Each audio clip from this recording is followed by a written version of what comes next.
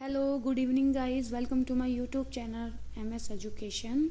आई hope आप अपने घर पे स्वस्थ होंगे, अच्छे होंगे। मैं आशा करती हूँ जो मैंने आपको कल पढ़ाया था आपको अच्छे से समझ आया होगा। हम उससे आगे आज फिर स्टार्ट करते हैं। तो कल हमने पढ़ा था प्रबंधन के प्रेरक के तत्व। जो मतलब मैनेजमेंट होता है उसके जो तत्व होते हैं, जो उसके मोटिवेशन फैक्टर होते हैं, तो मैंने आपको बताया था वो 3 तत्व होते हैं। ओके, पहला मैंने आपको बताया था ये मूल्य होता है, फिर लक्ष्य बताया था और फिर मैंने आपको बताया था स्टैंडर्ड। ओके, इसे थोड़ा सा और हम देख लेते हैं। किसी भी परिवार की व्यवस्था के ये 3 तत्व होते हैं और ये तत्व मूल्य, लक्ष्य और स्तर हैं। जिसमें मूल्य वह इकाई है जिससे लक्ष्य तथा स्तर की प्राप्ति या उत्पत्ति होती है। यद्यपि लक्ष्य व स्तर मूल्य पर प्रभाव डालते हैं तथा स्वयं एक दूसरे को प्रभावित करते हैं। गाइज, मैंने आपको कल समझाया था कि जो मूल्य होता है, अगर हमारे कोई मूल्य ही नहीं है तो हमारा कोई लक्ष्य होगा ही नहीं। ओके, तो ये तीनों फैक्टर जो मूल्य है, ये हमारा गोल और हमारे स्टैंडर्ड इनको बनाता है। ठीक है, और इन तीनों से मिलकर ही हमें क्या पता चलता है कि हम मैनेजमेंट कर सकते हैं। ओके, और हमारा जो मूल्य होता है ये हमेशा कहाँ होता है? ये हमेशा सेंटर में होता है, केंद्र में। ये हमेशा कहाँ होता है? ये हमेशा हमारा कहाँ होता है? केंद्र में होता है, क्योंकि सबसे पहले इसी का ही निर्माण होता है। ओके, अगर आपके पास कभी मूल्य ही आपके क्लियर नहीं है, ठीक है, तो आप गोल जो आपका होगा वो आप गोल कभी बना ही नहीं सकते। तो इसलिए सबसे पहले हम मूल्य को रखते हैं और हमारा मूल्य ही लक्ष्य और स्टैंडर्ड को क्या करता है? इन दोनों का निर्माण करता है। और जैसे कि मैंने बताया था आपको मूल्य क्या है, तो मूल्य हमारा क्या है? मूल्य हमारा एक नजरिया है। हमारे नजरिए में क्या पाप है, क्या पुण्य है, वो हम पे डिपेंड करता है। ओके, तो कल हमने ये पढ़ा था और फिर कल हमने मूल्य की जो हमारे वैल्यूज हैं इसकी विशेषताएं पढ़ी थी कि ये क्या होती हैं। ओके, कि ये क्या होता है? मूल्य एक मानव व्यवहार को प्रेरित करता है, करने वाला क्या है? प्रमुख मतलब एक फैक्टर है जो मानव का जो व्यवहार होता है उसको प्रेरित करता है। ये उसमें सबसे प्रमुख फैक्टर होता है जो हमारे विवेचन तथा विश्लेषण का आधार होता है। मूल्य ही हमारे विवेचन और विश्लेषण का आधार है।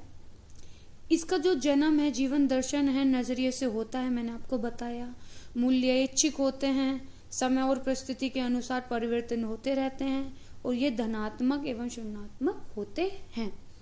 मैंने आपको इसकी विशेषताएं भी मैंने आपको बताई थी। ओके, आई होप आपको वो सब समझ आया होगा। अब हम थोड़ा आगे पढ़ते हैं। ओके, फिर कल ही मैंने आपको समझाया था कि पार्कर के अनुसार जो मूल्य जो मानव व्यवहार को नियंत्रित करते हुए कौन से होते हैं। तो पार्कर के अनुसार उन्होंने इतने ये बताए थे कि ये होता है, ये होता है, ठीक है, कि प्रेम होता है, सुख होता है, धर्म होता है, बुद्धिमत्ता, विवेक। ओके, तो पार्कर ने जो मूल्य बताए थे ना, इनके 2 प्रकार बताए थे। एक बताया था वैल्यू ऑफ एक्शन और एक बताया था इन्होंने वैल्यू ऑफ इमेजिनेशन।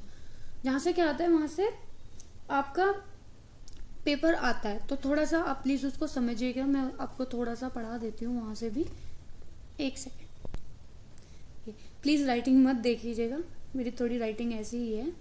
तो इन्होंने 2 प्रकार के क्या बताए हैं? इन्होंने 2 प्रकार के मूल्य बताए हैं, वैल्यू बताई है। एक होती है क्रियात्मक, एक होती है कल्पनात्मक। Okay, value of action, value of imagination.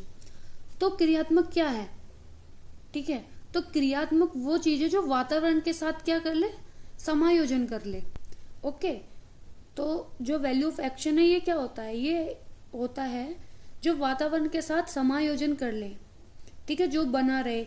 ये क्या होता है? ये वास्तविकता जो रियलिटी होती है उस पर कार्य करता है। और वैल्यू ऑफ इमेजिनेशन ये कला और सौंदर्य पर कार्य करता है। ठीक है, कि जो हमारी इमेजिनेशन है उसमें क्या चल रहा है, ये कल्पना पर कार्य करता है। और जो हमारा क्रियात्मक वैल्यू होता है ये एक्शन पर कार्य करता है। तो आप समझ गए होंगे, जो पार्कर ने 2 मूल्य दिए हैं, यहाँ से क्वेश्चन आता है। ओके, जीआईसी में यहाँ से भी क्वेश्चन आया था। तो आपसे अगर पूछा जाए पार्कर के अनुसार मूल्य कितने प्रकार के होते हैं, तो वो 2 प्रकार के मूल्य होते हैं, एक वैल्यू ऑफ एक्शन, एक वैल्यू ऑफ इमेजिनेशन। ओके, अब हम आगे बढ़ते हैं। आई होप आपको ये सब समझ आया होगा। और प्लीज उसमें आप कंफ्यूज मत हो जाइएगा, जो पार्कर ने मतलब नो वैल्यू, उन्होंने वो वैल्यू कैसे बनते हैं उसका निर्धारण जो क्या था, वो उनके 9 प्रकार के थे। ओके, और ये जो मैंने आपको बताया है ये मूल्य बताया कि मूल्य के प्रकार मतलब कितने प्रकार, कितने टाइप के होते हैं। ठीक है, वो निर्धारण करने वाले मूल्य थे, और ये कितने प्रकार के मतलब ये जो 9 मूल्य थे में से कितने प्रकार के जो होते निर्धारण वो थे, और ये जो है ये इनका प्रकार है कि कितने टाइप के होते हैं। ठीक है, वो मैंने आपको बताया, एक वैल्यू ऑफ एक्शन, एक वैल्यू ऑफ इमेजिनेशन। ओके, अब आगे बढ़ते हैं। हम बात करते हैं मूल्य ग्रहण करने के चरण। ओके, कि मूल्य ग्रहण करने के कितने चरण होते हैं। अच्छे से पढ़िएगा, आइए समझते हैं थोड़ा इसको भी। सबसे पहले आपके पास क्या आता है, ठीक है, तो ये आप इसको देखिएगा, ये सब ना आपसे पूछा जाता है कि ये आपको दे दिया जाएगा ऐसे करके कि आप इसको 1 2 3 4 ऐसे करके लगाइए। ठीक है, तो सबसे पहले आता है स्वतंत्रता पूर्वक मूल्य का चयन करना। सबसे पहले हम क्या करते हैं, स्वतंत्रता पूर्वक मूल्य का हम चयन करते हैं। मतलब सबसे पहले मूल्य कि हमारे लिए कौन सा मूल्य, मतलब वो हमारी मर्जी है कि हमारा कौन सा मूल्य हमें चयन करना है और कौन सा हमें नहीं करना। फिर उसके बाद हम क्या करते हैं, दूसरा हम करते हैं विकल्प के माध्यम हम चयन करते हैं कि कौन कौन सा मूल्य का हमें चयन करना है, वो हमारी मर्जी है। फिर उसके बाद विभिन्न विकल्पों का चयन सोच विचार के। ओके, हम स्वतंत्र रूप से सोच विचार करते हैं और फिर हम अपने मूल्य का क्या करते हैं, चयन करते हैं। मूल्य निर्धारण एवं समर्थन, फिर हम निर्धारित करते हैं, समर्थन देते हैं, ये हमारे मूल्य हैं। ओके, उसके बाद हम चयनित मूल्य का क्रियान्वयन करते हैं। जो हमने मूल्य चयन कर लिए हैं, ठीक है, उसको हम आगे बढ़ाएंगे। जो हमारे मूल्य होंगे उसको हम क्या करेंगे, आगे बढ़ाएंगे। फिर प्रमाणित करना, फिर हम उनको ये हम अपना कर लेंगे, हमने प्रमाणित कर दिया कि ये हमारे मूल्य हैं। उसके बाद पुनरावृत्ति करते हैं। ठीक है, फिर हम अपने मूल्य को, जो हमारे मूल्य होते हैं उनको हम कॉन्टिन्यूसली ऐसे ही रिपीट करते रहते हैं कि हमारे ये मूल्य हैं।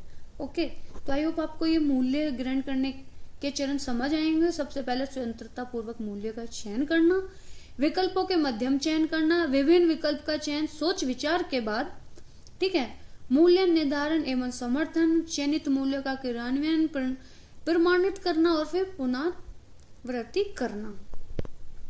ओके, अब हम तो जैसे कि हमने पढ़ा कि जो हमारे तत्व होते हैं वो 3 प्रकार के होते हैं, हमारे उत्प्रेरक तत्व। उसमें से हमने एक पढ़ लिया था वैल्यू। ओके, आई होप आपको वैल्यू समझ आया होगा। अब हम आगे पढ़ेंगे सेकंड, गोल। गोल क्या होता है। ओके, सो आई होप आपको समझ आया होगा कि मूल्य ग्रहण करने के क्या क्या चरण होते हैं, और आप इनको अच्छे से पढ़ भी लीजिएगा क्योंकि ये सब एग्जाम में आता है और पूछा भी जाता है यहाँ से। ओके, तो अब हम आगे बढ़ते हैं। हम अब आगे पढ़ते हैं लक्ष्य कि गोल क्या होते हैं। सो बेसिकली हम पहले इसको पढ़ते हैं। किसी व्यक्ति की वह इच्छा जहां तक वह पहुंचना चाहता है, तो गोल क्या है। गोल एक बिंदु है जो हर व्यक्ति वहां तक पहुंचना चाहता है, उसे ही लक्ष्य कहते हैं। लक्ष्य का निर्माण व्यक्ति की इच्छाओं, तो सपोज दैट मेरी इच्छा है कि मुझे जॉब चाहिए, तो मैं जॉब पाने के लिए, तो मेरा गोल जॉब है, तो मैं उसी की पढ़ाई करूंगी। ओके, जीवन मूल्य अभिवृत्ति विचारधारा तथा विगत वातावरण के द्वारा होता है। तो अगर मेरा जो गोल है वो जॉब पाना है, सपोज दैट मेरे वैल्यू है कि मतलब डॉक्टर के लिए, ठीक है, तो मैं क्या करूंगी, मैं पढ़ाई डॉक्टर की करूंगी। अगर मेरे जो गोल हैं वो नकारात्मक हैं, ठीक है, जैसे कि इधर लिखा है विचारधारा विगत वातावरण, अगर मेरे गोल मतलब नकारात्मक हैं तो मैं क्या करूं? तो क्या करेंगे आप? अगर आपके गोल नकारात्मक है तो आप क्या करेंगे? तो आप गलत काम करेंगे ना। तो यही क्या है, यही हमारा लक्ष्य है। और ये क्या होता है, श्रृंखलाबद्ध वह सदैव परिवर्तित होता रहता है। तो हमारे गोल क्या हैं? वो हमारे गोल, जैसे हमारे वैल्यू हमेशा चेंज होते रहते हैं, ऐसे ही हमारे गोल हैं जो हमेशा क्या है, बदलते रहते हैं, ठीक है। और जो गोल होता है ना हमारे, वो क्या होता है, व्यक्ति जो होता है उस पर डिपेंड करता है, वो उसकी मर्जी होती है कि उसको क्या अपना गोल बनाना है।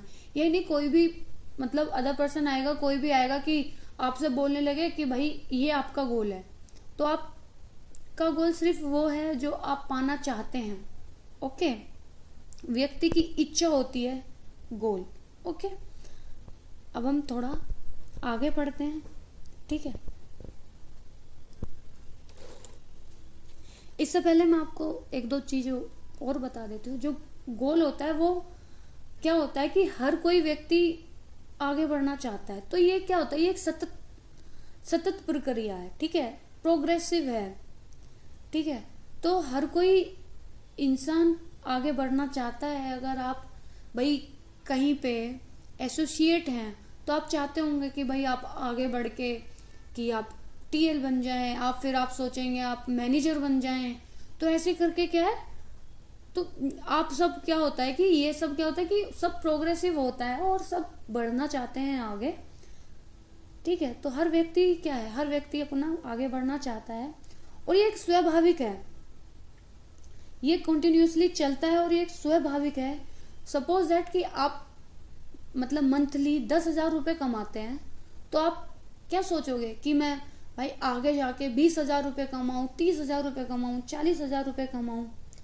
तो ये सब क्या है, ये हमारी सब इच्छाएं हैं जो कि एक स्वाभाविक है, ठीक है। और ये ऐच्छिक होती हैं, मतलब कि भाई मेरे को जो करना है वो मैं करूंगा, ये करूंगा, ठीक है। ये नहीं कि मैं किसी के हाथ की कठपुतली कि कोई मुझे बोल दे मैं वो करूं, नहीं। जो मेरा गोल है वो मेरा स्वैच्छिक है, मेरी खुद की इच्छा है, जो मेरे को करना है वो मैं करूंगा, ठीक है। और जो हमारे गोल होते हैं ना वो समय पर आधारित होते हैं, ठीक है, कि क्या समय, ठीक है। जो हमारे गोल होते हैं वो समय पर आधारित होते हैं, ठीक है। और हमारे गोल बनते कैसे हैं? हमारे गोल जैसे कि मैंने आपको बताया कि ये परिवर्तित होते हैं। हमारे गोल वैल्यू से बनते हैं और ये परिवर्तित होते हैं। और जो गोल होते हैं ना उनका जो रिलेशन होता है वो होप से होता है। इनका बहुत बड़ा संबंध क्या है, होप से होता है, उम्मीद से होता है। कि सपोज दैट आपकी उम्मीद है कि आप उसको अचीव कर लोगे, तो तभी तो आपका गोल है। अगर आपको अगर ऐसा लगे कि आप वो मतलब पा नहीं सकते, तो आप क्यों उसको अपना गोल बनाओगे, ठीक है।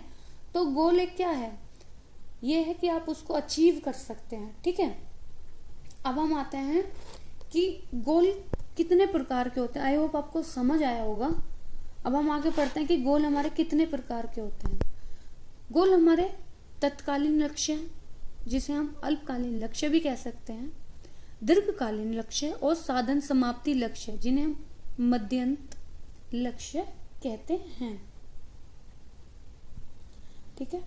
अब हम इनके बारे में पढ़ते हैं कि तत्कालीन जो लक्ष्य होते हैं ये कौन से होते हैं, ठीक है। तत्कालीन लक्ष्य जिसको इंग्लिश में हम क्या बोलेंगे, ठीक है, एक सेकेंड रुकिएगा, ठीक है। तत्कालीन जो कि होता है अल्प मतलब शॉर्ट टाइम जो हमारे लक्ष्य होते हैं, जो छोटे होते हैं, जैसे कि हमें बीएड करना है, ठीक है, ये हमारा क्या है, ये हमारे शॉर्ट है, ठीक है।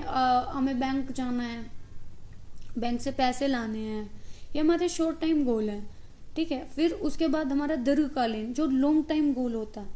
तो क्या होता है कि अब हमें लॉन्ग टाइम गोल क्या होगा कि मेरे को सरकारी नौकरी पानी है, ठीक है। आपको सरकारी नौकरी पानी है तो आप क्या करेंगे, आप बीएड करेंगे, बीएड के बाद टेट करेंगे, सी टेट करेंगे, उसके बाद टीजीटी, ये मतलब जो प्रोसेस होता है सरकारी जॉब पाने का वो सब करेंगे। ठीक है, तो जो आपके शॉर्ट टर्म है उन्हीं पर ही डिपेंड होता है हमारा क्या, लॉन्ग टर्म, दीर्घकालीन लक्ष्य। ठीक है, जब हमारे छोटे छोटे गोल, हमारे लक्ष्य जो होते हैं वो हमारे पूरे होते चले जाते हैं, तभी हम अपने दीर्घकालीन लक्ष्य को क्या करते हैं, अचीव करते हैं। ओके, उसके बाद ये आपको साधन समाप्ति लक्ष्य दिख रहा होगा, अंत, ये मध्यंत लक्ष्य। ये क्या है, ये जो है ये एक वो है कि जो एक माध्यम बनता है। ठीक है, जैसे कि सपोज दैट आपको बैंक से पैसे लाने हैं, आप पैसे कैसे लाएंगे, आप जो चेक काटेंगे वो आपका माध्यम है। माध्यम, आप चेक के द्वारा क्या लाएंगे, आप चेक के द्वारा पैसे लाएंगे। तो ये आपका क्या हो गया, साधन समाप्त, मतलब मध्यंत। ये एक क्या है, आपका रास्ता है जिसके सहारे आप अपने गोल तक पहुंच जाएंगे। ओके, गौर से देखिएगा, समझिएगा। जैसे कि मैंने आपको बताई है, साधन समाप्ति लक्ष्य, मध्यंत लक्ष्य। वास्तव में ये कोई लक्ष्य नहीं होता है, बल्कि तत्काल लक्ष्य को प्राप्त करने के लिए एक साधन के तौर पर होता है। इसे, ठीक है, मेन चेन भी कहते हैं। ठीक है, यह लक्ष्य स्वतः ही कुछ क्रियाएं के बाद प्राप्त हो जाता है। जैसे मैंने आपको बताया, बैंक से पैसे निकालने हेतु चेक काटना, तो मैंने आपको बताया कि ये कोई मतलब लक्ष्य नहीं है। ठीक है, ये ऐसी प्रक्रिया है कि अगर आपको अपना लक्ष्य पाना है तो ये खुद ही पूरा हो जाता है, जिसे कहते हैं मीन चेन भी कहते हैं। ओके, इसको ध्यान से देखिएगा। ठीक है, इसको मीन चेन भी कहते हैं। आई होप क्या है कि आपको ये सब समझ आया होगा। नेक्स्ट वीडियो में हम उत्प्रेरक का थर्ड पार्ट पढ़ेंगे, जो कि होगा हमारा स्टैंडर्ड। ओके, कि स्टैंडर्ड क्या होता है। आई होप ये सब आपको समझ आया होगा। सो इसको अच्छे से पढ़ लीजिएगा, और फिर जब ये चैप्टर खत्म हो जाएगा, इसके फिर हम क्वेश्चंस भी करेंगे। ओके, और आप देख लेना, आप इसके PYQ कर लेना जितने भी इसमें बनते हैं। Okay, thank you so much. कल मिलते हैं, इसी वीडियो को आगे बढ़ाते हुए कंटिन्यू करेंगे। ओके, आई होप आपको अच्छे से समझ आया होगा। Good night. प्लीज़ मेरे चैनल को सब्सक्राइब और लाइक कीजिएगा एंड शेयर कीजिएगा। Thank you so much.